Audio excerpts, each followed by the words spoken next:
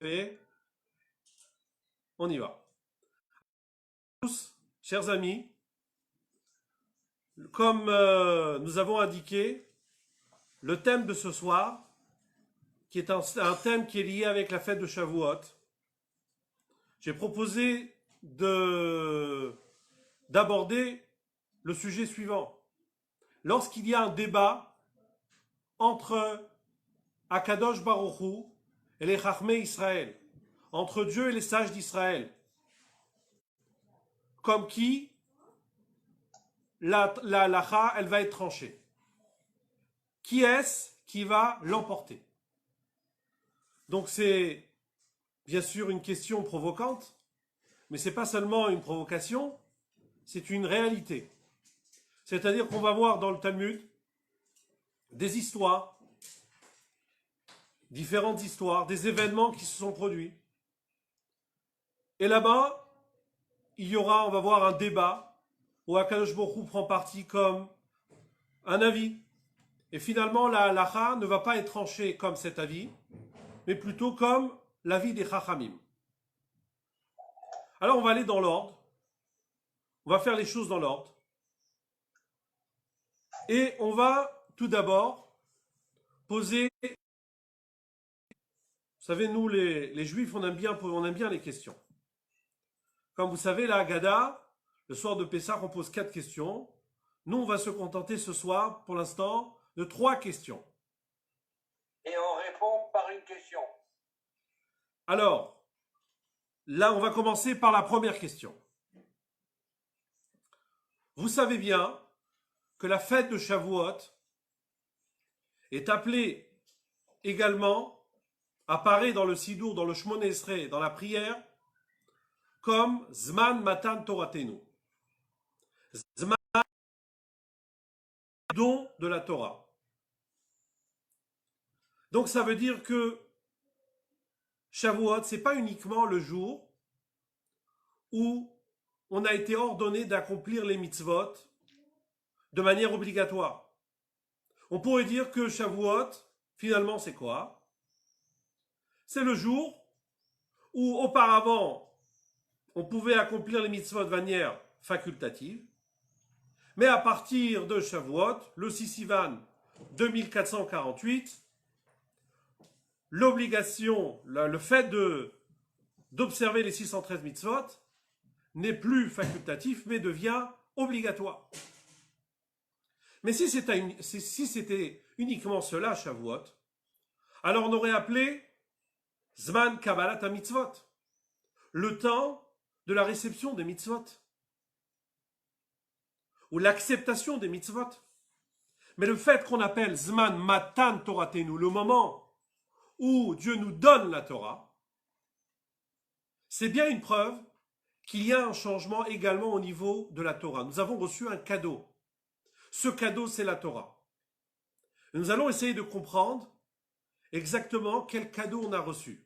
Parce que des fois, vous savez, on reçoit des cadeaux, on n'est pas au courant. D'ailleurs, c'est marqué que lorsque un homme donne un cadeau à son prochain, il doit lui faire savoir. Akadosh Baruch Hu nous a donné un cadeau qui est la Torah. Alors on sait qu'on a reçu un cadeau, mais on doit comprendre quel est ce cadeau exactement. Qu'est-ce qu'on a reçu comme cadeau? La qualité de ce cadeau. Or, a priori, lorsqu'on regarde le texte, on va commencer par un passage dans le Talmud, dans le traité Yuma. Dans le traité Yuma, page 28b, le Talmud nous dit la chose suivante. Mimehen shelavotenu lo parsha yeshiva mehem. Depuis l'époque de nos ancêtres, ils n'ont jamais cessé d'étudier la Torah. Hayoub et Mitzrayim, lorsqu'ils étaient en Égypte, vous imaginez, en esclavage. Yeshiva même, ils apprenaient la Torah. Chez Nehemar, ainsi qu'il est dit, Dieu dit à Moshe, l'Herve à Safta et Zikne Israël, va, rassemble les anciens d'Israël. Ici, vous allez voir le terme Zaken, c'est pas une insulte, mais Zaken, c'est un éloge. Zaken, c'est les rachetés votes de Zé Shekana, celui qui a acquis. Qu'est-ce qu'il a acquis? Chokhma, la sagesse. Il faut être fier d'être âgé. Il faut être fier d'avoir de la sagesse. C'est important. Donc là, on emploie le terme zaken pour parler de la sagesse. Donc on voit que en Égypte, ils apprennent la Torah malgré l'esclavage. La Gemara, elle poursuit en parlant d'Avraham Avinu. Elle remonte à Avraham Avinu. Avraham Avinu zaken veyoshev baïshiva ya. Avraham Avinu était un sage, vieux, c'est-à-dire sage, et il apprenait la Torah. Elle ramène un verset. Avraham zaken babayanim. Avraham était âgé, il avançait dans ses jours. Ce qui fait référence à sa sagesse, on a dit, zaken. Pareil pour Yitzhak. Yitzhak zaken veyoshev baïshiva. Yaakov Avinu zaken veyoshev baïshiva. Et on ramène un verset pour chacun d'entre eux. Et la Gemara, elle poursuit que même Eliezer, le serviteur d'Abraham, était un grand érudit. Il n'était pas uniquement celui qui s'occupait de la maison d'Abraham, l'intendant, si on peut dire, de la maison d'Abraham. Mais Eliezer, nous dit la Gemara, Moshel betorah drabo. Il maîtrisait la Torah de son maître, Abraham. De plus, la Gemara nous dit sur Eliezer, Dolé ou mashke mitorato shel rabo la'acherim. Il puisait la science de son maître et il la transmettait aux autres. C'est-à-dire qu'il était capable carrément de transmettre. Donc, on voit que la Torah, l'étude, était quelque chose qui se pratiquait avant le don de la Torah, avant le 6 Sivan 2448. Déjà, on étudiait la Torah. De plus, nous dit la Gemara, au nom de Rav, Amar Rav, Kiyam Avraham Avinu kol la Torah kula. Avraham Avinu a accompli, a observé toute la Torah avant qu'elle ne soit donnée.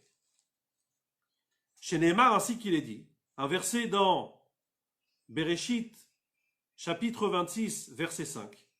Et Kev Asher Shama Avraham Bekoli. Parce qu'Avraham a écouté ma voix. Vaishmor Mishmarti. Qu'il a gardé mon observance. Mitzvotai, mes commandements. Et mes enseignements.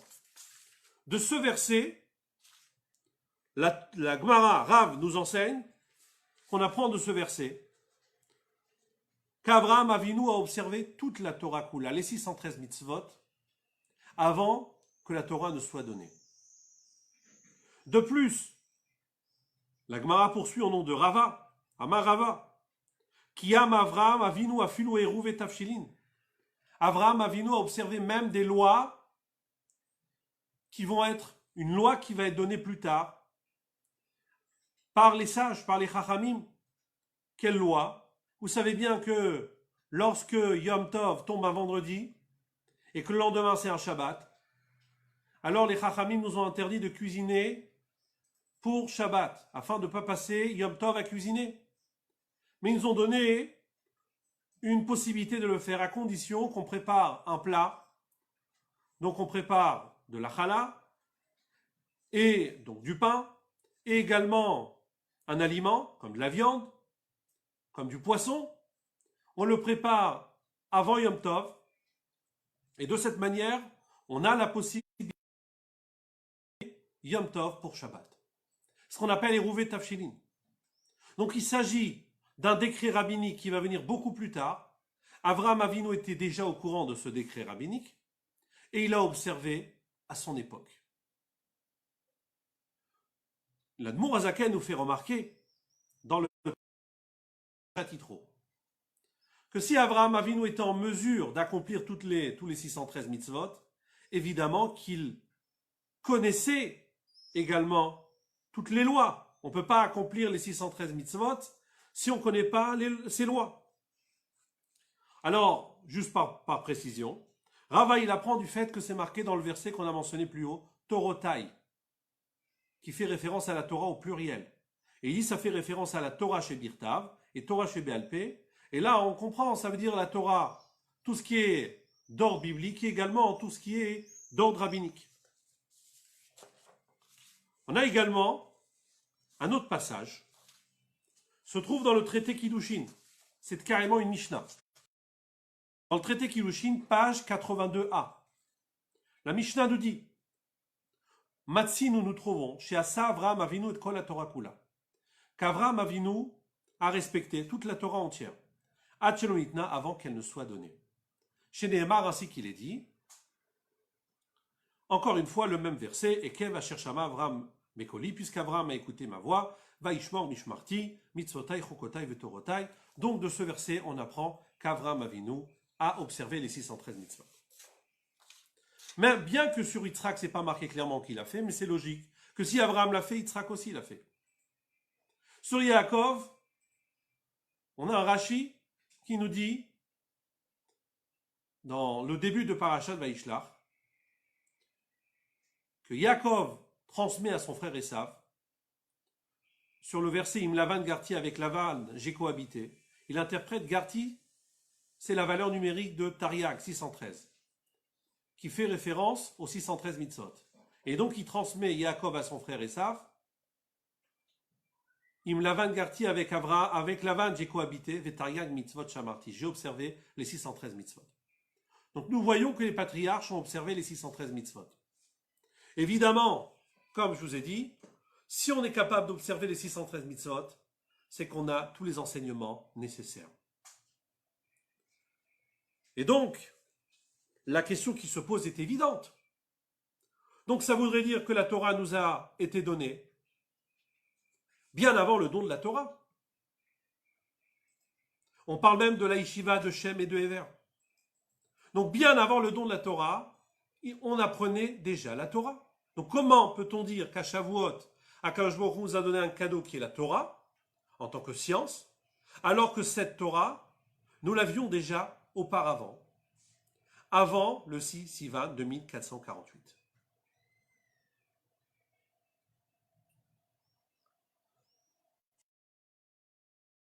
La première question. De plus, on va ramener un pasouk dans le Cantique des Cantiques, ce qu'on appelle Shir HaShirim. Dans Shir HaShirim, dans le premier chapitre, verset 3, le verset nous enseigne les mots suivants. Les reach shemanecha tovim. Les parfums sont délicieux à respirer. Shemen turak shemecha, une huile aromatique qui se répand, tel est ton nom. Donc le début du verset nous parle de parfums qui sont délicieux à respirer. Et la fin du verset nous parle d'huile aromatique qui se répand, qui est une huile qui est agréable. Le Midrash, c'est-à-dire le Shir HaShirim Rabbah, sur ce verset, il dit la chose suivante, l'enseignement suivant. Kol HaShirim, tous les chants. Alors ici, les chants, il faut l'interpréter la Torah. La Torah est appelée parfois sur un chant. Comme ça, on voit dans le traité Megillah, page 12b, où la Gemara, elle mentionne la Torah, elle compare la Torah à un chant, en ramenant le verset Uvalaila Shiraimi. Donc le terme Shira fait référence à l'étude de la Torah. Kol Hashirim, donc toute la Torah. She'amru lefanecha avot, qu'on dit devant toi, qu'on étudié devant toi les patriarches. Rechot ayus, sont comparés à du parfum. Avalanou, mais nous, le peuple juif, après le don de la Torah, Shemen turak shemecha, notre Torah est comparée à une huile aromatique qui se répand. Et il ajoute le Midrash qui Adam Shemorik Mikli El-Keli. Donc, notre Torah est comparée à de l'huile qu'on peut verser d'un ustensile à un autre ustensile. Alors on comprend que le Midrash veut valoriser l'étude de la Torah du Ham Israël après le don de la Torah. Celui des patriarches est comparé à du parfum, qui a une bonne odeur, certes, mais celui d'après le don de la Torah a de l'huile aromatique, donc c'est-à-dire à un niveau supérieur. Et donc, on va essayer de comprendre en quoi l'enseignement, la Torah de nos patriarches est comme du parfum, et la nôtre est comparée à de l'huile. Troisième chose, troisième élément qu'il faut essayer de comprendre, c'est un passage dans le traité Shabbat. Un passage, le passage qui raconte le don de la Torah. C'est la Sugya qui parle de Matan Torah.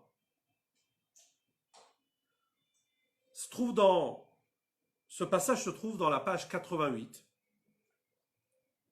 88b, 89a.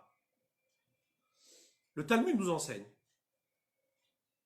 qu'on a failli ne pas recevoir la Torah. Les anges ont voulu nous empêcher de recevoir la Torah. Donc imaginez-vous qu'il y a un projet de construction et en dernière minute, les voisins, ils déposent une plainte pour empêcher la construction. Donc pareil à propos du don de la Torah. Les anges ont déposé un recours devant l'Éternel pour empêcher le don de la Torah. Alors on va lire le passage et ensuite on va se poser la question, évidemment, qu'est-ce qui dérange les anges? Qu'est-ce que les anges veulent exactement de la Torah? Qu'est-ce que ça peut leur faire qu'Akadosh Baruch Hu nous donne la Torah? Est-ce qu'ils perdent quelque chose? Nous on profite, bien sûr, on a la Torah, on profite. Mais est-ce que nous sommes dans une situation où les anges vont perdre quelque chose par le fait que nous profitons? Alors on va lire le passage dans le Talmud. C'est un enseignement de Rabbi Yoshua ben Levi. Rabbi Yoshua ben Levi nous enseigne. Bisha Shala Moshe Lamarom. Au moment où Moshe est monté dans les cieux. Alors, Amrou Malaché Asharet Ifne Akadosh Baruch Hu. Donc les anges ont dit devant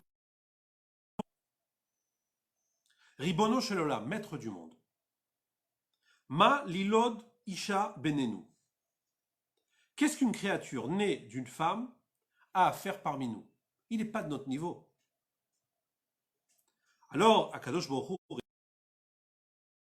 les Kabel Torah Ba, il est venu tout simplement recevoir la Torah. Alors les Malachim, ils ont proclamé devant l'Éternel, Amrou les Fanav, ils ont dit devant l'Éternel, Chamouda, Gnouza, en parlant de la Torah, ce précieux trésor. Chez Gnouza Lecha, Teshameot, Veshivim Be'arba Dorot Kodem Shinivra Olam, que tu as gardé pendant 974 générations avant la création du monde. Atam Vakesh Litna le Basar Vadam, tu désires la donner à des êtres de chair et de sang. Qui sont-ils pour recevoir la Torah? D'une certaine manière, ils ne méritent pas de recevoir la Torah. Et là, la Gemara mentionne le verset dans Teilim. Ma enosh kitiskerenu. Qu'est-ce que l'homme pour que tu te souviennes de lui? Qui est-il? Uved Adam kitifkedenu. Et le fils de l'homme pour que tu prennes garde à lui. En deux mots, il ne mérite pas. Hachem a donné nous. Ma'adir shimcha bechol haaretz. Donc, ils disent à Akadosh Baruch Hu que ton nom est magnifique sur toute la terre. Et donc, élève la Torah au-dessus des cieux. C'est-à-dire, donne la Torah dans le ciel. Les hommes ne méritent pas la Torah. Ashertena odecha la shamaim, donne ta splendeur dans les cieux. Amarlo Akadosh Baruch Hu le Moshe. Kadosh Baruch Hu s'adresse à Moshe. Et il lui dit, Arzer laem tshuva. Réponds-leur. C'est pas Dieu qui répond. C'est Moshe. Dieu demande à Moshe de répondre. Moshe alors répond à Kadosh Baruch Hu, Amar lefanav. Moshe dit devant l'Éternel, Ribono shel olam, maître du monde. Mitiare ani, je crains. Shema isrefuni baevel shebepiem. Je crains trop qu'ils me brûlent avec l'haleine de leur bouche. Donc je crains que les anges me fassent du mal. Amarlo, Akadosh Baruch Hu lui dit, Echos bichise chevodi. Donc tiens la face de mon trône, et réponds-leur une réponse. Et là, comme un excellent avocat, il plaide sa plaidoirie. Et il va passer tous les Aseret Adibrot, les 10 Dibrot, pour montrer que les 10 commandements ne concernent pas du tout les malachim, s'adressent seulement uniquement aux êtres humains. On va lire quelques-uns. Amar lefanav, Moshe dit devant l'Éternel, Ribono sheolam, maître du monde, Torah she'atanoteni, maktivba, la Torah que tu me donnes, qu'est-il écrit? Anochi Hashem Elokecha asher hotziticha meret Mitzrayim. Je suis l'Éternel ton Dieu qui t'a fait sortir d'Égypte. Et là, Moshe s'adresse aux anges, à Marlène. Les Mitzrayim yeradetem. Êtes-vous descendus en Égypte? Êtes-vous concernés par ce commandement? Les pharaons ishtabatem, avez-vous été asservis à Pharaon? Ce verset ne vous concerne pas. Torah lama tehe lachem. Pourquoi la Torah serait pour vous? Elle ne vous concerne pas. Chouv de plus, Maktivba, qu'est-il écrit dans les Aseret Adibrot? Lo yelecha elokim acherim, tu n'auras pas d'autres dieux. Ben ami, matem shruim, vivez-vous parmi les nations, sheovdim, avodat, gilulim, qui servent les idoles, d'autres dieux. Pour avoir cette tentation, vous n'êtes pas concernés. De plus, Maktivba, qu'est-il écrit? Zachor et Yom HaShabbat le Kacho. Souviens-toi du jour de Shabbat pour le sanctifier. Klum atem osim melacha. Est-ce que vous travaillez? Shatem tsichim shut, pour que vous ayez besoin de vous reposer. Est-ce que les anges, vous faites des melachot comme nous le faisons? Shuv Maktiba, qu'est-il écrit également? Lotissa et Hashem Elokecha lashab. Tu ne prononceras pas le nom de l'Éternel en vain. Évidemment qu'il s'agit ici de se faire des serments. Moshe leur dit, Masa ou matam ish benechem. Est-ce qu'entre vous, vous faites du commerce pour que vous ayez la nécessité de jurer, de faire un serment, afin que vos propos soient crédibles? Et il poursuit. Shuv maktivba kabed et avicha vetimecha, qu'est-il écrit à l'intérieur? Respecte ton père et ta mère. Avez-vous Avaem yishlachem. Shuv maktivba, qu'est-il écrit également? Lo tirtsach, tu ne tireras point. Lo tunaf, tu ne commettras pas d'adultère. Lo tignov, tu ne. Kina yesh benechem. Avez-vous de la jalousie? Êtes-vous habité par la jalousie comme l'homme est habité par la jalousie? Pour qu'il soit tenté éventuellement à commettre un meurtre? Que Dieu nous en préserve? Ou bien, Yetzirara ish benechem, avez-vous des mauvaises pulsions pour être tenté de faire de l'adultère? Miyad odulo le Akadosh Baruch Hu. De suite, les anges ont admis à Dieu, à l'Éternel, qu'effectivement, les Bnei Israël méritaient bien de recevoir la Torah. Et là, évidemment, la question qui se pose, lorsqu'on lit ce passage, donc il y a une belle plaidoirie de Moshe Rabbeinu, la question qui se pose est la suivante. En quoi les malachim sont dérangés que Dieu nous donne la Torah? Au point où ils vont se plaindre. Est-ce qu'ils ont perdu quelque chose? Vous savez, il y a on dit dans la Mishnah, dans le traité Avot, Zenene vezelo chaser. Si un il profite et l'autre, Rouven il profite et Shimon ne manque rien, alors, dans un cas pareil, si quelqu'un est dérangé qu'une personne profite, alors que ça ne le dérange pas, on rentre dans le statut de ce qu'on appelle Midat Sdom, comme les habitants de Sdom. Ils perdent rien, ils perdent rien, mais ça les dérange que quelqu'un profite. Ça les dérange qu'il y ait un pauvre qui profite. C'est pas eux qui a donné l'argent. C'est quelqu'un d'autre. Mais ça les dérange. En quoi les malachim sont dérangés? Donc on va essayer de comprendre qu'au moment du don de la Torah, le ciel a perdu quelque chose. Les malachim ont perdu quelque chose. Pour essayer de comprendre ce que les malachim ont perdu, nous allons citer deux sources. Une source dans le traité Baba Metzia, une histoire dans le traité Baba Metzia, une très belle histoire. C'est l'histoire de Rabbi Eliezer ben Urkenos. On parle là-bas le sujet en question, ça commence par une halakha qui concerne les lois de pureté et d'impureté, dont nous ne sommes plus concernés aujourd'hui. On parle là-bas d'un four. Un four qui est fabriqué en argile, mais qui est découpé et lié avec du sable. Et donc il y a une discussion. Est-ce que ce four peut devenir impur ou pas? Rabbi Eliezer considère que ce four ne peut pas devenir impur, car il considère que ce four a un statut d'accessoires qui sont faits avec la terre et donc ne reçoit pas d'impureté. Alors que les Chachamim, là-bas, les sages, la majorité des sages, considéraient que ce four, du fait qu'il est fait en argile, alors il reçoit l'impureté et donc il peut communiquer cette impureté. Donc, ce four, on l'appelle le tanour de Harnaï. Alors pourquoi on l'appelle le tanour, le four de Harnaï? Alors certains disent parce que celui qui le fabriquait, ce four, ce type de four, c'était quelqu'un qui s'appelait Harnaï. Mais la Gemara dans le traité Baba Metzia, page 59, nous raconte autre chose. Nous raconte qu'en vérité, ce jour-là, ça a été un jour dramatique, où il y a eu un débat très mouvementé entre Rabbi Eliezer et les Chachamim. Rabbi Eliezer et Rabbi Yoshua à cette époque sont les grands maîtres de la génération.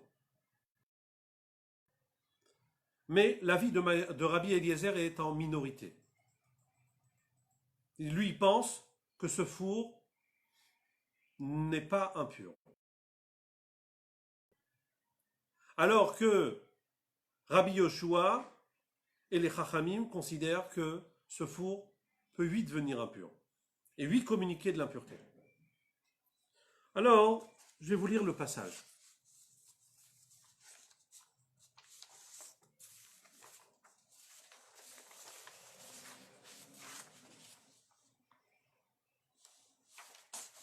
Alors, la Gemara demande, après avoir cité le Tanour de Harnaï, la machloquette entre Rabbi Eliezer et Chachamim, on est dans Baba Metzia, page 59b.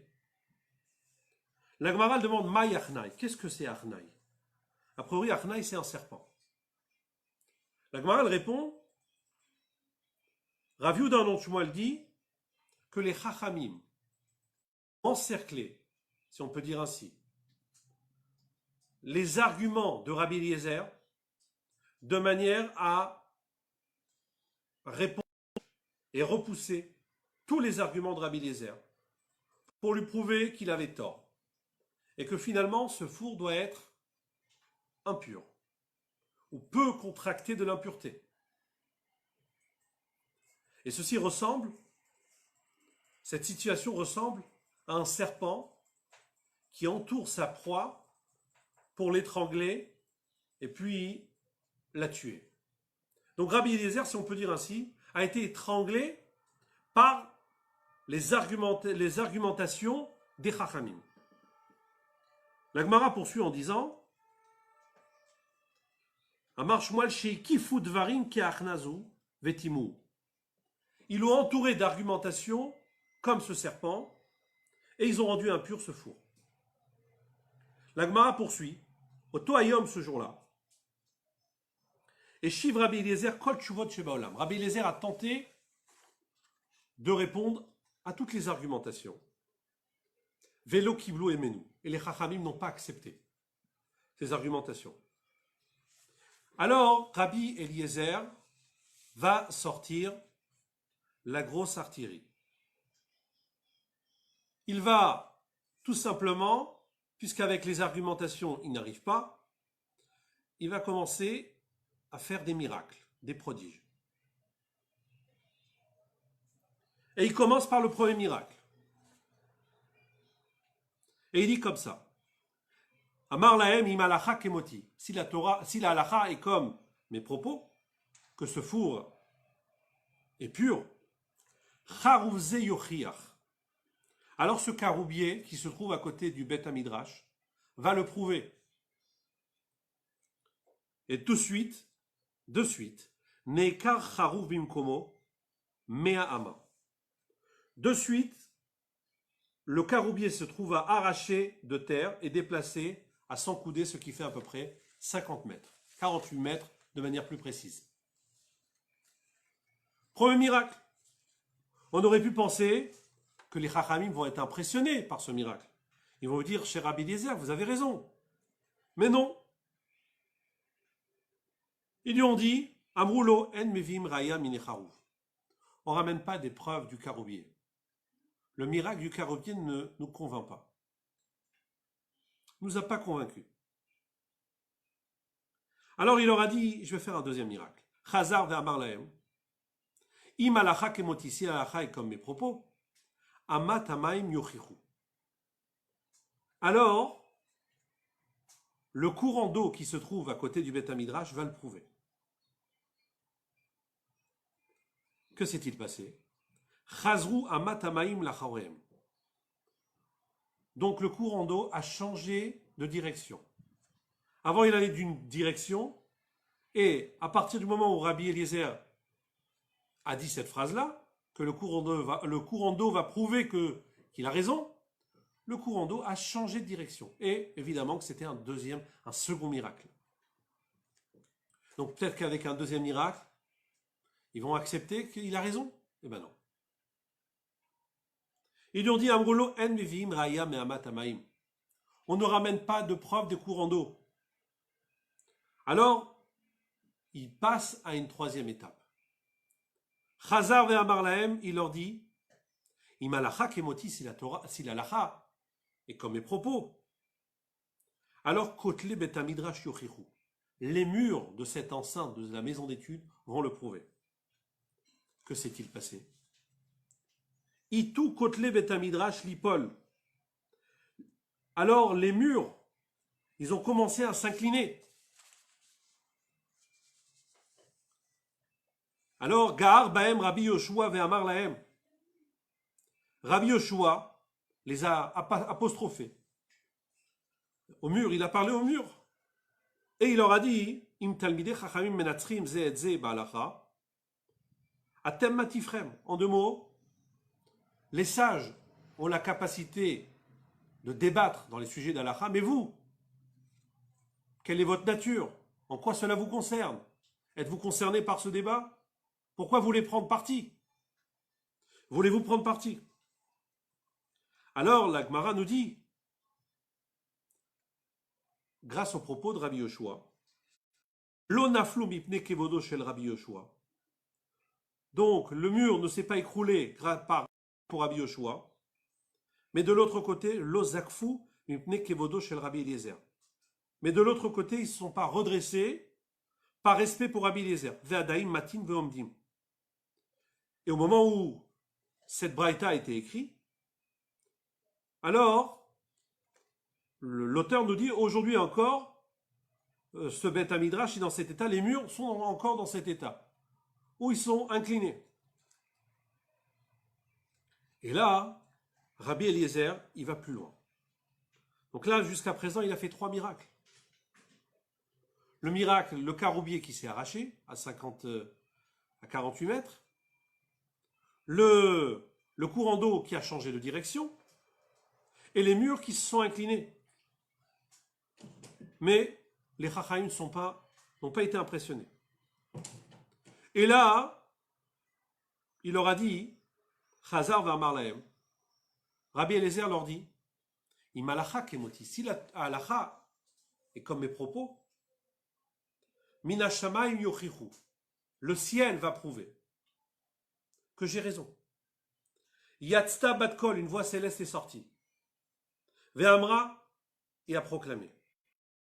Malachem etzel Rabbi Eliezer, que voulez-vous de Rabbi Eliezer? Chez halacha kemoto bechol makom, dont la halacha est comme ses propos dans tout endroit. Chaque fois que Rabbi Eliezer donne un avis dans un sujet, la halacha est tranchée comme son avis.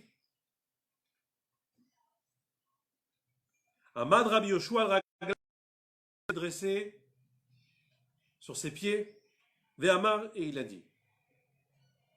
Il est écrit dans Devarim, chapitre 30, verset 12, Lo bashamaimi.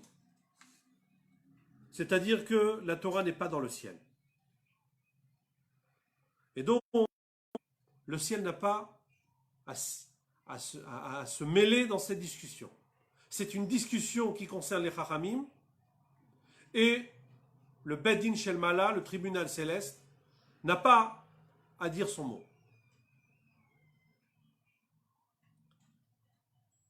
Alors, la Gemara, elle poursuit en demandant Maïlo Bashamaï. Que veut dire que la Torah n'est pas dans le ciel? Amar Rabirmi a dit Kivan Shenitna, Shekvar Nitna Torah Me'ar Sinaï. Car la Torah a déjà été donnée au mont Sinaï. Et là, vous voyez un début de réponse.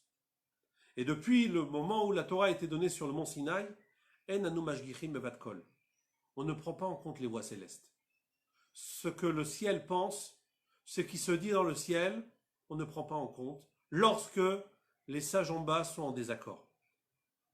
Shekvar katafta be'ar Sinaï batora. Rabbi Yoshua dit, car tu as déjà écrit dans la Torah, Achare Rabim Leatot, que pour infléchir le droit, on doit aller dans le sens de la majorité.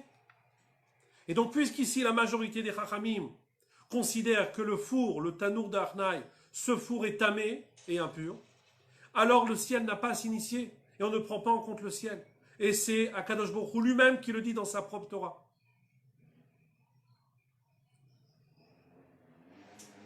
Donc là, on voit un premier endroit où Rabbi Yoshua dit au ciel, le ciel n'a pas à se mêler. Mais on va voir, la Gemara va un peu plus loin. On aurait pu penser que le ciel ici, c'est uniquement le tribunal céleste. Mais que pense Dieu? Que pense Akadosh Baruch Hu de ce cas précis? La Gemara, elle poursuit en disant Ashkeche Rabbi Nathan le Eliyahu. Rabbi Nathan rencontre Eliyahu Hanavi. Et donc il profite pour l'occasion, puisque on est suite à cette grande polémique. Amarle, Rabbi Nathan dit à Eliyahu Hanavi, Ma yavid kutsha brichu be'aishata. Que fait l'Éternel à ce moment-là?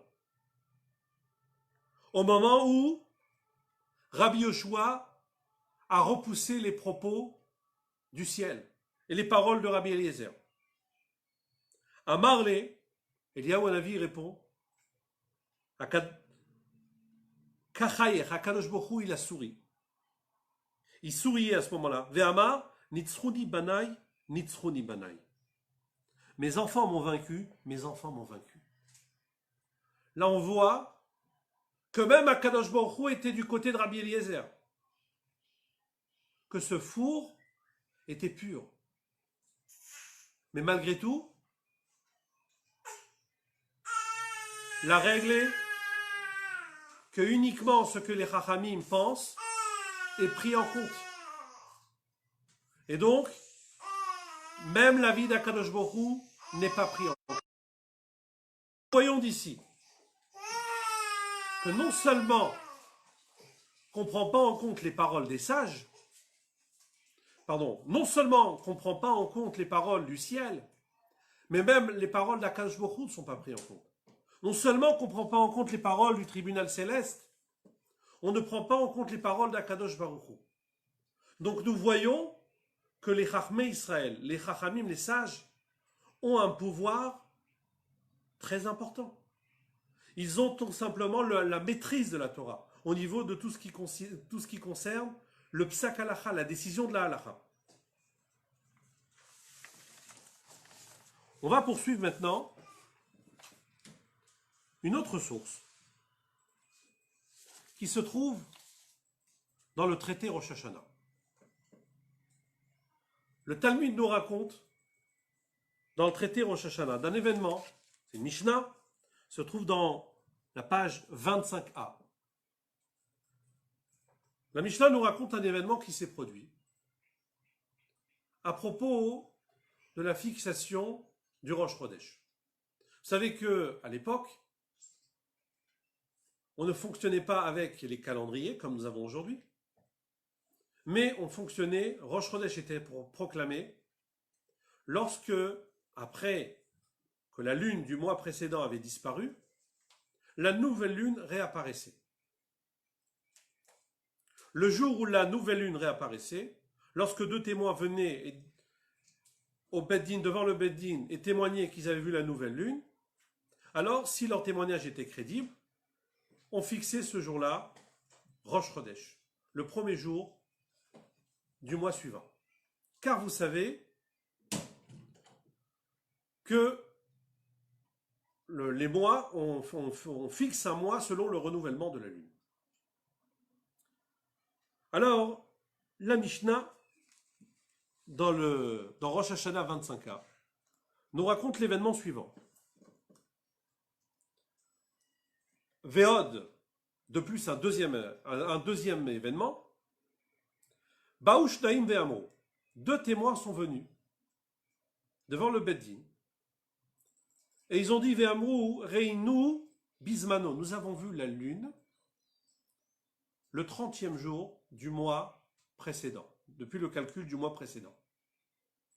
Donc le 30e jour, ça peut être soit la fin du 29e jour, c'est-à-dire après la Shkia, le coucher du soleil du 29e jour, soit le 30e jour avant le coucher du soleil. En tout cas, durant le 30e jour. Ou Belel Iburo. Mais lorsque les Chachamim ont entendu ce témoignage, qu'ils ont vu la lune le 30e jour, alors ils sont partis vérifier la nuit du 31e jour. Est-ce qu'on va voir la lune? Est-ce que la lune va apparaître? Ou Belel Iburo l'onira. Et la nuit du 31, la lune n'est pas apparue. Mais malgré tout, Vekiblan Rabban Gamliel a accepté leur témoignage. Et donc a fixé que Rosh Chodesh, c'était Rosh Chodesh Tishri, Rosh Hashanah serait le 30e jour du mois précédent, c'est-à-dire du mois de Elul. Donc le mois de Elul s'avère qu'il a 29 jours, et le 30e jour c'est le premier Tishri. La Mishnah poursuit Amar Rabbi Dosa ben Urkinas. Rabbi Dosa ben Urkinas s'est exclamé en disant et des shekeren, ce sont de faux témoins. Meidin alaïcha chez Yalda. Et il donne l'image suivante. Comment peuvent-ils témoigner que la femme a accouché alors que ou les machak Krissa benchine, alors qu'on voit le lendemain qu'elle est toujours enceinte et qu'elle porte toujours son bébé. En deux mots, si la lune est apparue le 30e jour, elle doit apparaître la nuit du 31. Et puisque nous, les Chachamim, on est partis chercher la lune, la nuit du 31, on ne l'a pas trouvée, c'est une preuve que leur témoignage est un faux témoignage. Le fait qu'ils aient vu la lune, le fait qu'ils témoignent avoir vu la lune le 30e jour, c'est un faux témoignage. Et donc, il ne faut pas prendre en compte leur témoignage. Et donc, probablement que Rosh Hashanah sera non pas le 30e jour du mois de Elul, mais le 31e jour.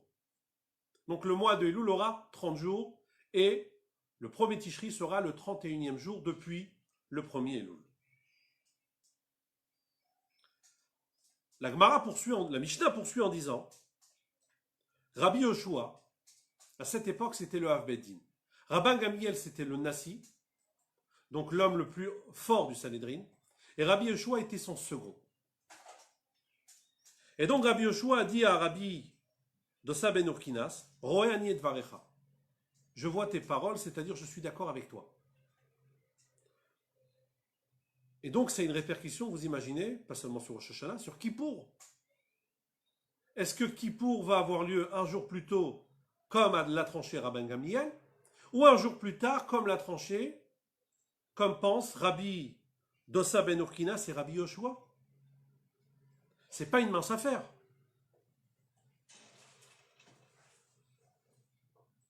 Alors, lorsque Rabban Gamliel, l'homme fort du Sanhédrin, a entendu que Rabbi Yoshua était en désaccord avec sa position, il lui a dit la chose suivante.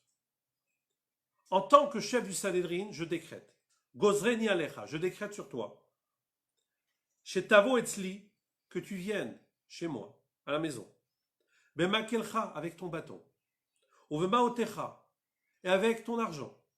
Donc, c'est-à-dire que tu transportes Beyom à Kippourim, le jour de Kippour, chez Chaliot Becheshboncha, qui tombe selon ton calcul. C'est-à-dire que pour toi, Rabbi Yoshua, tu veux faire Yom Kippour un jour après le jour où moi, Rabban Gamliel, j'ai fixé, tu vas faire comme moi Yom Kippour, et le lendemain, je t'ordonne de transgresser selon ton calcul. Vous pouvez imaginer que Rabbi Yoshua était très embêté. Alors, la Mishnah poursuit en disant Alach ou Metzao Rabbi Akiva Metze. Rabbi Akiva a trouvé Rabbi Yoshua était dans le désarroi. Alors, Amar le Rabbi Akiva lui a dit Yesh li lilmod. Je peux apprendre. Chez Kol Marché Asa Rabban Gamliel, que tout ce qu'a fait Rabban Gamliel, Asoui, c'est-à-dire que c'est pris en compte, la Torah lui donne raison. Et il ramène un verset, le verset Ele Moadé Hashem, Ikra Kodesh. Voici les fêtes de l'Éternel, qui sont appelées Kodesh, Asher Tikreu Otam. Et il dit le mot Otam, comme on va le voir dans la Gemara, n'est pas écrit avec un cholam, pour qu'on soit obligé de le lire Otam, mais Aleph Tav Mem Sofit, qui peut se lire Atem. Et on va voir qu'on a 3 fois le terme Otam, donc Atem. Et on va voir dans la Gemara comment Rabbi Akiva a répété à Rabbi Yoshua un enseignement qu'il avait appris chez Rabbi Yoshua auparavant. Et de cette manière, il a apaisé sa conscience. En tout cas, de ce verset, la Mishnah nous dit, de là on voit Ben Bismanan, Ben Chelo Bismanan, Eli Moadot et Lailou, qui sont en leur temps ou pas en leur temps, c'est-à-dire d'après le calcul que certains sages considèrent et d'autres sages ne considèrent pas, ce qui a été fixé par le Sanhédrin, par le chef du Sanhédrin, c'est comme ça qu'il faut fêter. La Gemara, elle poursuit. Elle ramène une braïta. Tashma de Tanya. Allah Rabbi Akiva au Metzao et Rabbi Yoshua Kshu Metzer. Donc on a dit Rabbi Akiva a trouvé Rabbi Yoshua dans le désarroi. Amar lo Rabbi Akiva dit à Rabbi Yoshua Mipnema ta Metzar. Pourquoi es-tu dans le désarroi? Amar lo Rabbi Yoshua lui dit Akiva Raoui lo sheipol amita shnemasa chodesh. Vaut mieux, en parlant de lui-même, qui tombe malade pendant 12 mois, ve'alixor alav xerazou, et qui ne doit pas être dans une situation où Rabban Gamliel lui décrète de transgresser son propre calcul, mon propre calcul, mon Yom Kippour. Amarlo, Rabbi Akiva lui a dit, Rabbi, mon maître, Tarcheni lomar lefanecha davar, permets-moi de dire quelque chose, davar echad sheli matani, que tu m'as enseigné auparavant. Amarlo, Rabbi Yoshua lui dit, est mort, vas-y. Amarlo, Rabbi Akiva lui dit, Aré Omer, le verset, il dit, à propos des fêtes, se trouve à 3 reprises le terme Asher tikreu otam bemoadam. Et je vous ai dit, le mot otam est écrit chasser, c'est-à-dire manquant, c'est-à-dire sans le cholam, qui peut se lire à thème, sans vav. Et il lui dit, voilà ce que tu m'as enseigné toi, Rabbi Yoshua. Atem, atem, atem, shalosh pe'amim. C'est marqué à 3 fois atem. Et que cela veut nous enseigner. Atem afilu shogigim. C'est pour dire que ce jour-là est fait, même si vous, le Sanhédrin, même si vous, les sages, vous êtes trompés dans votre calcul.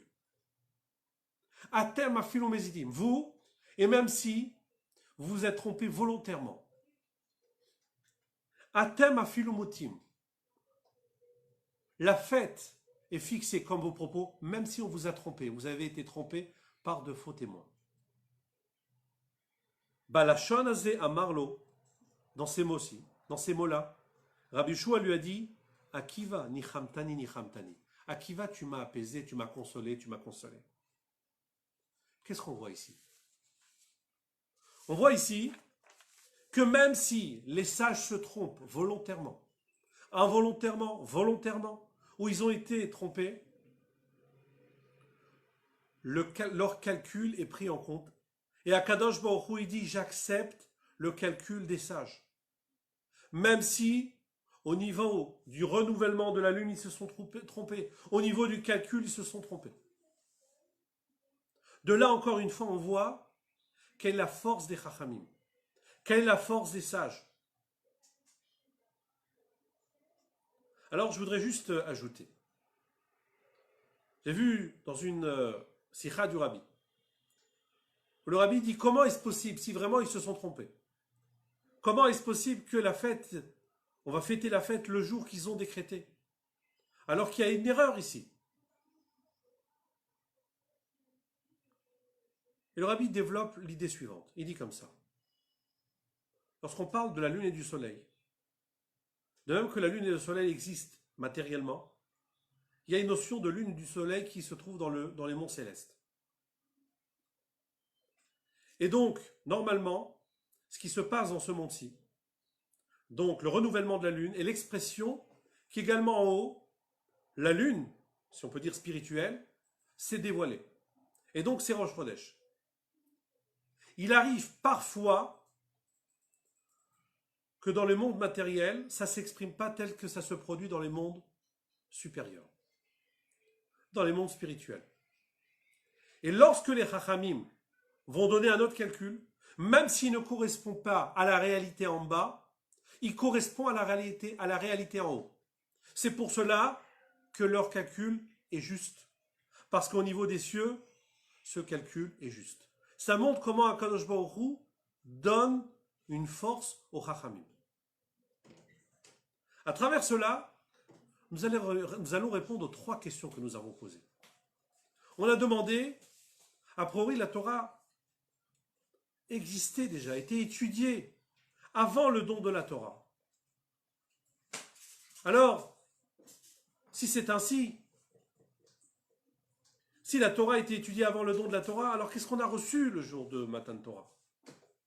La réponse est une des choses qu'on a reçues, parce qu'on a reçu beaucoup de choses. Et il y a eu beaucoup de changements au monde de Matan Torah. Mais le point de ce shiur, c'est de dire que les Chachmei Israël, les sages d'Israël, ont reçu cette capacité d'être les maîtres de la Torah, les maîtres de manière totale. Les seuls maîtres à bord, au point où le tribunal céleste n'a pas son mot à dire, au point où même l'Éternel n'a pas son mot à dire. Et l'Éternel dit, mes enfants m'ont gagné. Nitzruni banai, nitzruni banai. Au point où même si matériellement, au niveau du calcul, on s'est trompé, eh bien ce qu'on dit les sages, c'est ce qui se passe exactement en haut. Ce qui veut dire qu'ils sont les maîtres de la Torah, de manière totale. D'après cela, on comprend également la deuxième question qu'on a posée.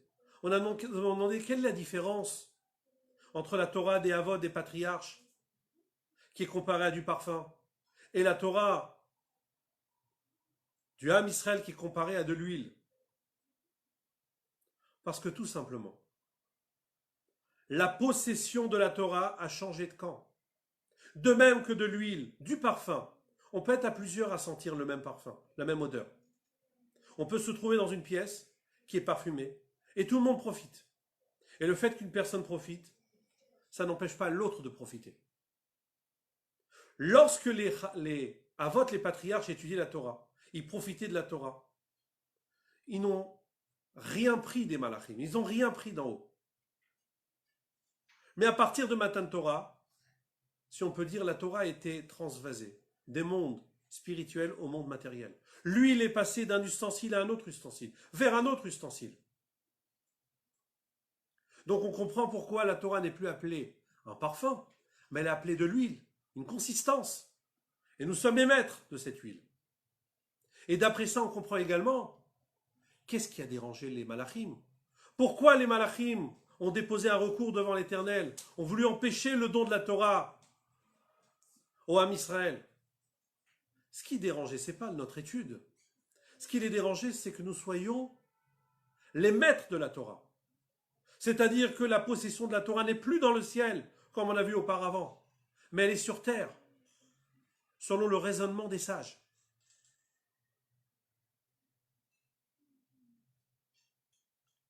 Et pour illustrer cela, je vais finir avec une histoire.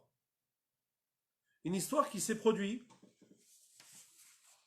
avec un chassid du Admour Haim du deuxième rabbi de la dynastie Chabad. Et la troisième est également un chassid du Admour Haim du Tzemar Tzedek, le troisième rabbi de la dynastie Chabad.